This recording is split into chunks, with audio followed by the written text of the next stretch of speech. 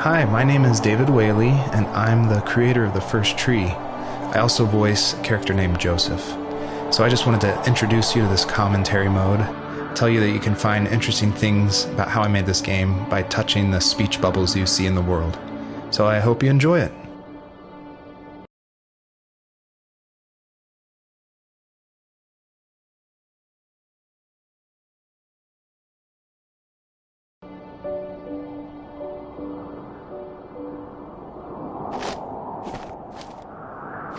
Are you awake? I thought I heard you get up.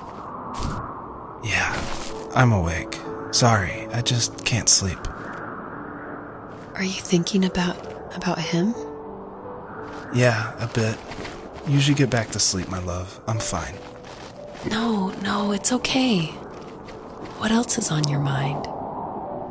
I don't know.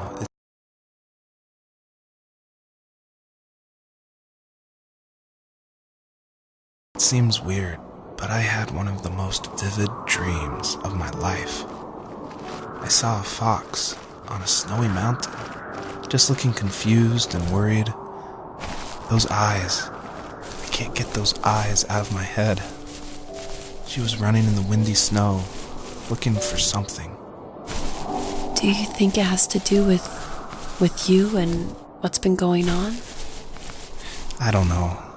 It was just a dream, Rachel. They're not meant to make sense. A lot's happened the past couple days, that's all. Well, if you're not going to sleep anyway, you should tell me. I want to hear. All right.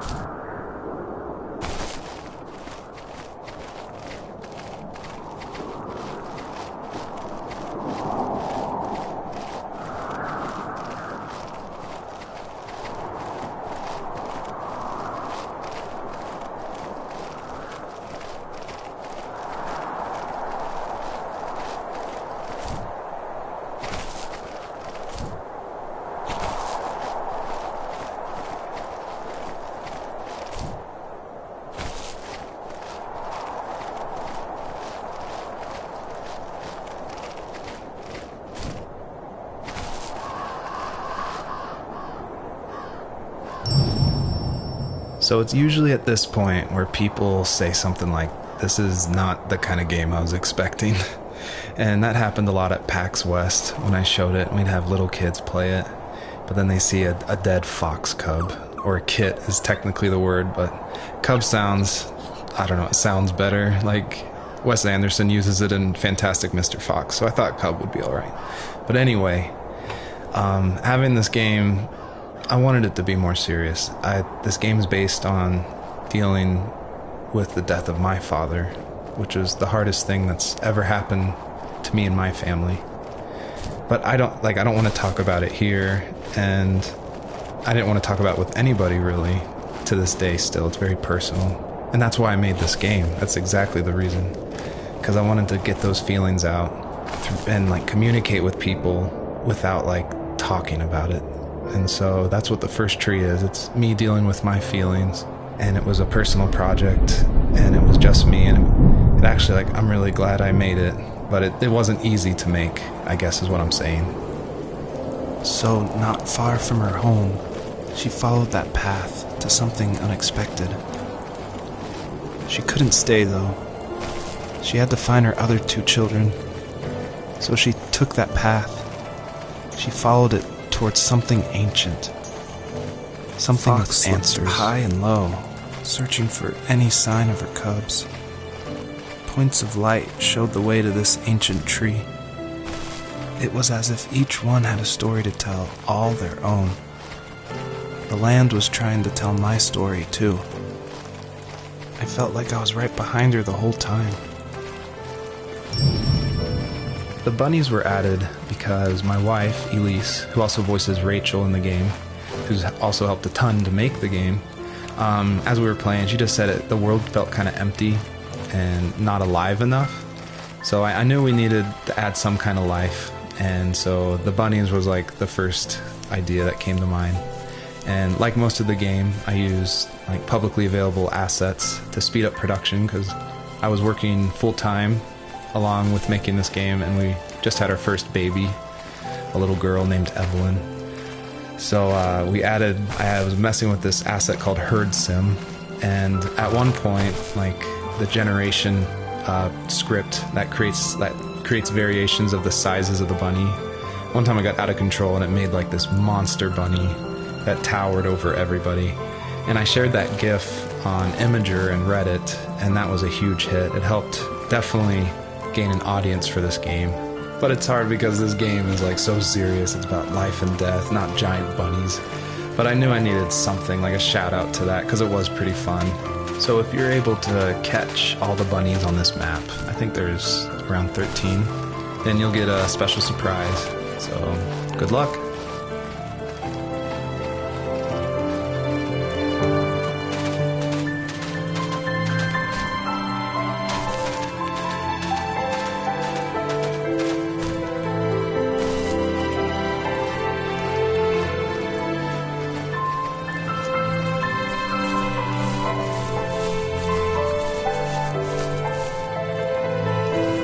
As a kid, did you ever do show and tell in your class?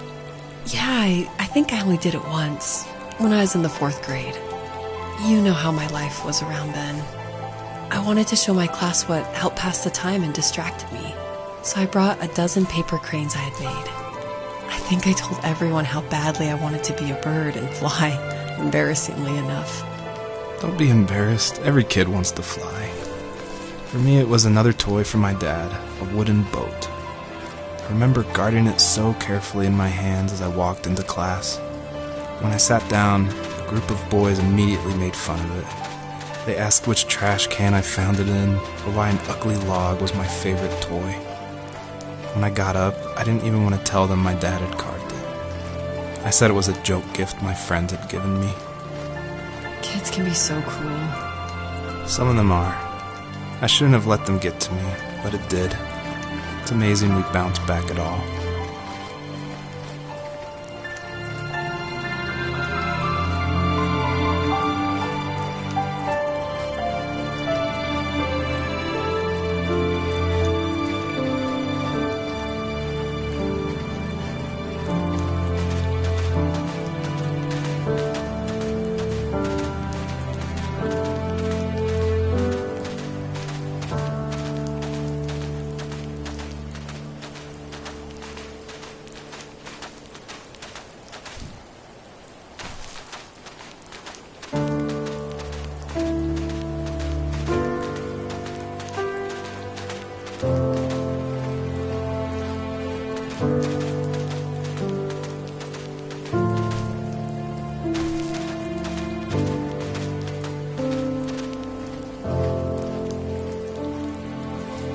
Do you remember what my dad did for a living? Wasn't he like a lumberjack? That's one way of putting it. If wood was a canvas, then a carving knife was his paintbrush. Even after working a 50-hour week, even after his hands were more splinters than skin, he would bring home the nicest piece of Alaskan weeping cedar and make me toys. That wooden train was the first toy I can remember, and I loved it. I just knew from a young age I was going to be a lumberjack, like my father.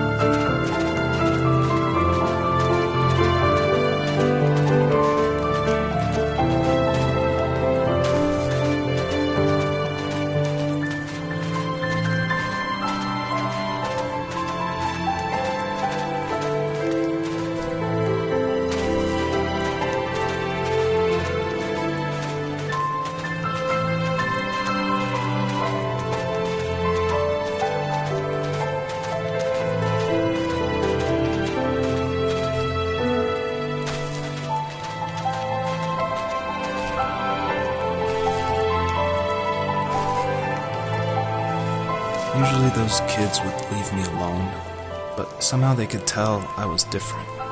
They made fun of how far away I lived. They called my dad a sourdough. I was a blabbermouth as a kid, telling my dad stories I made up for hours. But after that show and tell, I didn't tell him much anymore. He didn't know exactly what was wrong, but his best guess was that the toys he carved weren't cool enough. He carved me a tank and tried to tell me what it was like to be in a real tank as a serviceman. I didn't know your dad was in the military. Yeah, in the army. The sad thing is that I'd pretty much forgotten until just now. There's so much I still don't know about him. I'm sorry. He knows how much you love him. You're going to see him again soon and have some closure, I'm sure.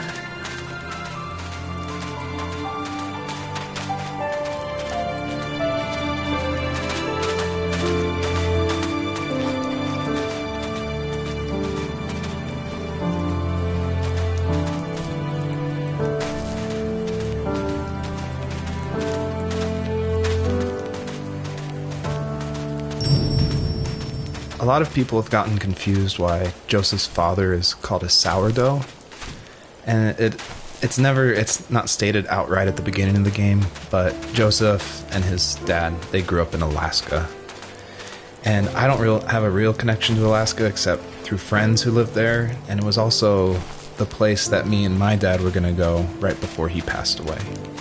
But I love the idea of Alaska being like this beautiful solitary place. But anyway, what that has to do with sourdough is it's an Alaskan slang term about like someone who lives in the backwoods, like a redneck in Alaska. So I thought that was just to put some authenticity into the game. I added that word.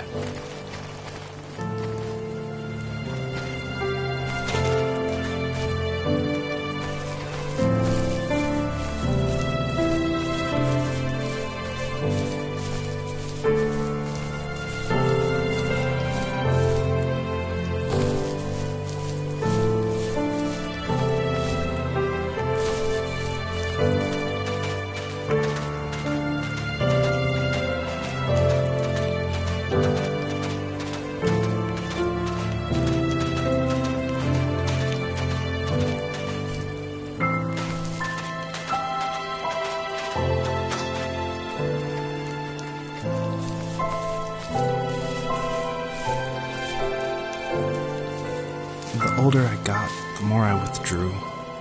I asked myself, why talk to anybody anyway? Why bother when I'm happy by myself?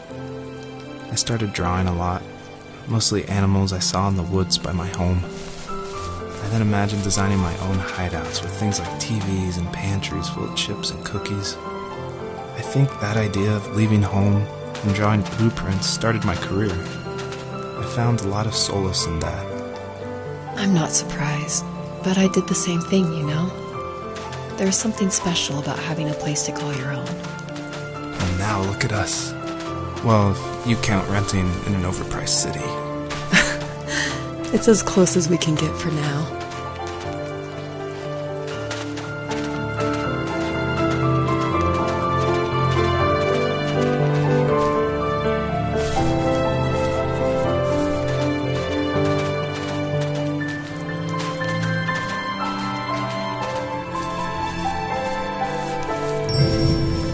I thought it was important to say that, yes, I actually did draw this with crayons.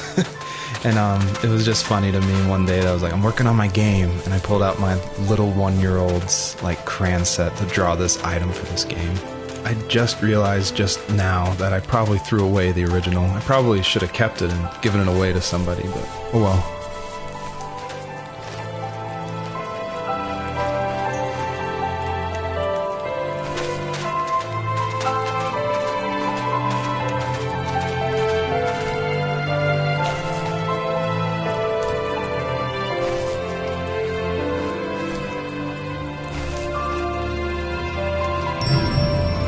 I feel like one of the main reasons people play small indie games is because they are so personal and intimate. So I tried to put myself into this game as much as possible. So almost all the vignettes or little stories you hear in this game, they come from my childhood.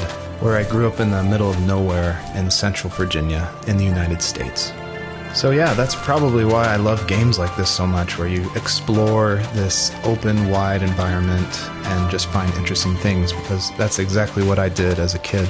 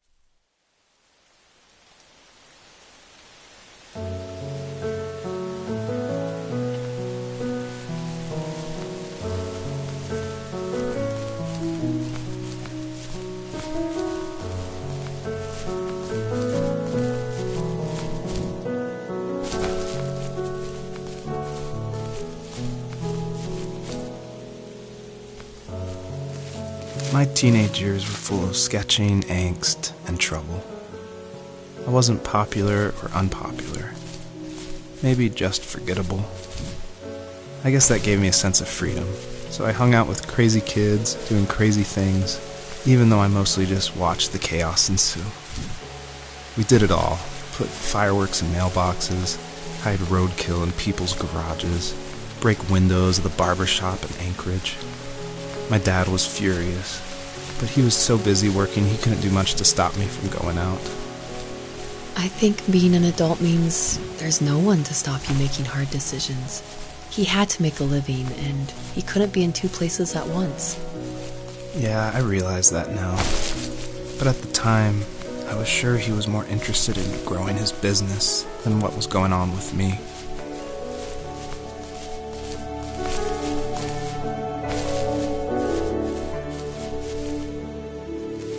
He was working another late night, and my friends were over, saying how bored they were and how they had come all the way out to my house for nothing. One of them mentioned how that old, ugly beyond belief truck was still in the garage, and how we should take it for a spin. I was only 15, so I kind of fought it for a while. The next thing I knew, we were careening around the mountain path, rocks spitting onto the sides of the cliff, while my dad's cringeworthy bluegrass blared out the speakers. I drove while my friends were in the back of that yellow and purple truck, throwing beer bottles and trash at anything remotely interesting. Felt like I was soaring in the air with borrowed wings. But all good things have endings. A cop outside of Eagle River pulled us over after he saw us in a bottle rocket into someone's yard. What followed was a long night of talking to disappointed adults and feeling smaller than ever.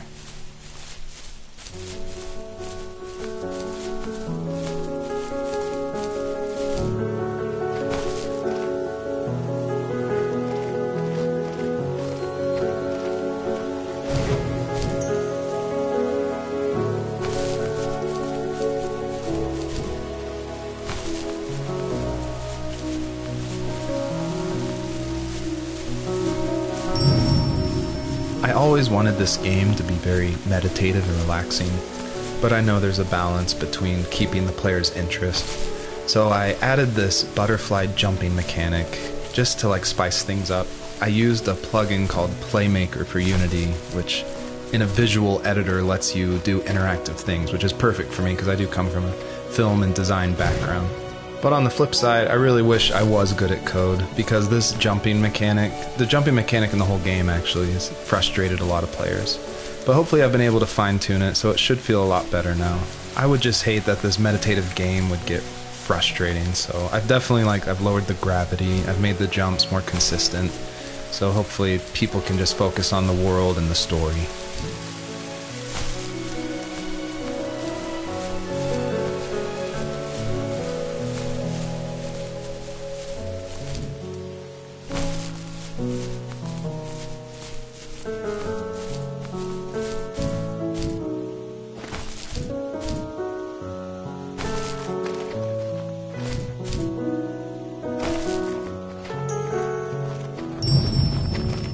This is the level that I showed at PAX West, which was a crazy dream come true, that this hobby project was being shown next to all these amazing indie games. So I decided to show this level because it's smaller, there's some jumping puzzles, and I thought it was a good entry into the game. But the one thing I can't seem to forget is, right before we opened to the public, there was an indie dev superstar. You've definitely heard of his games. And I was terrified. He wanted to try it out. So I said, of course, please give me your feedback. And he was super nice, super talented, of course. But this embarrassing bug happened, which I'd never seen before in my life, where when he dug the item up, he jumped right after, and it created the dust cloud to permanently be on the rest of the level. It wouldn't turn off. So it looked like this fart cloud following the fox as it just kept running with this beautiful music and serious voiceover. And it was horrible. I think about that every time I look at this level. But, I was able to fix it, so I'm glad someone could at least find that bug.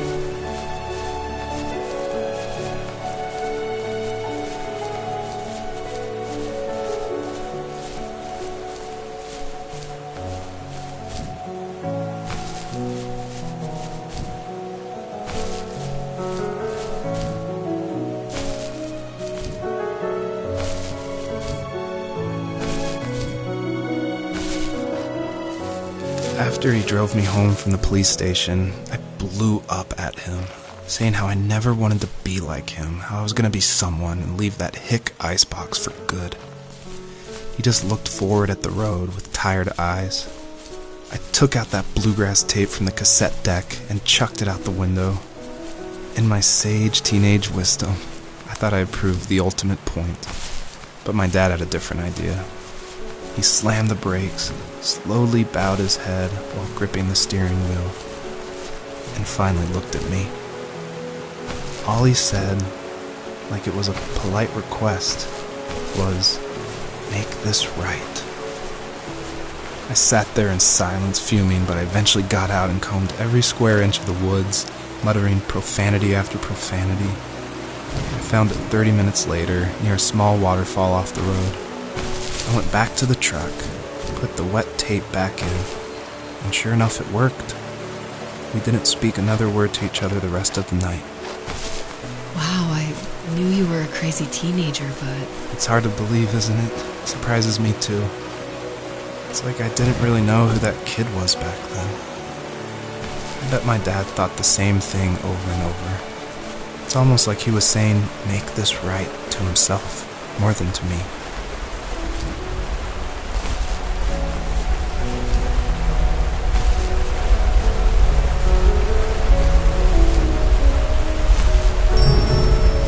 You may have noticed there's a little pond here, and believe it or not, I tried everything I could to get swimming working in this game, and I just could not do it, unfortunately. And so all the water in this game you can just stand in, which is, it still like bums me out, but the systems were not working, it was buggy. So I just had to throw it out, which, you know, I think it's okay. Like, I wish it was there, but again, the focus of this game is on the story.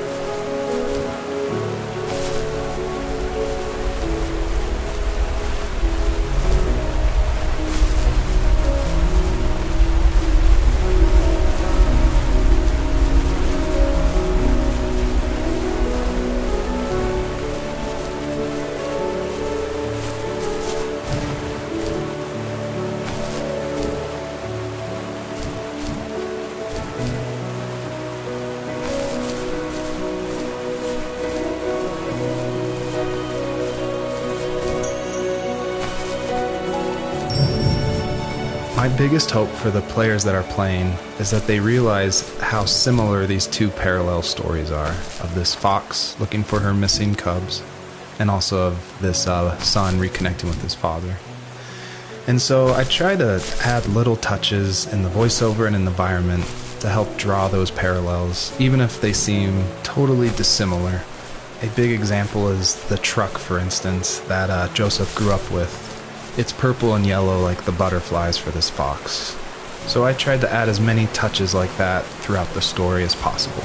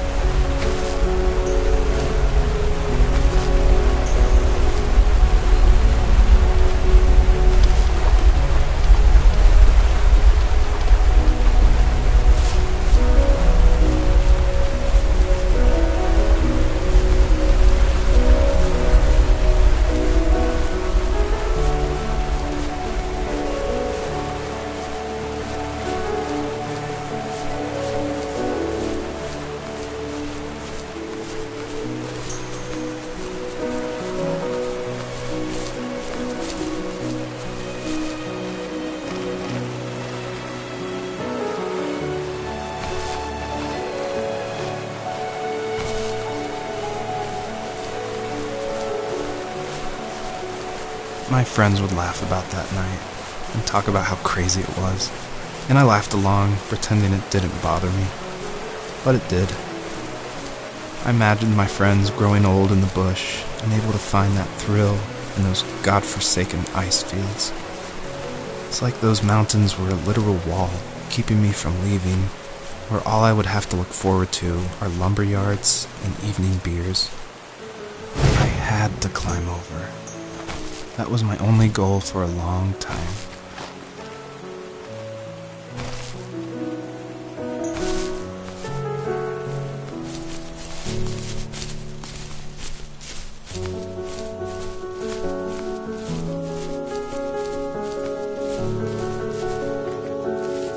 If there was some way I could take my love of drawing and turn it into a way of escape, nothing would make me happier.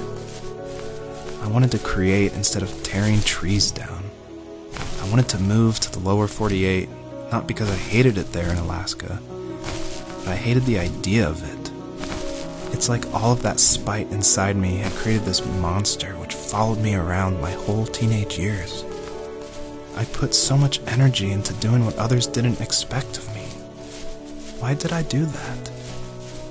There's one fact you're forgetting, though. If you didn't have that fire in you, we probably would have never met. You're absolutely right. Maybe the destination is all that matters in the end. But then why am I awake? Why am I seeing this fox go on her journey? And why can't I stop thinking about my dad?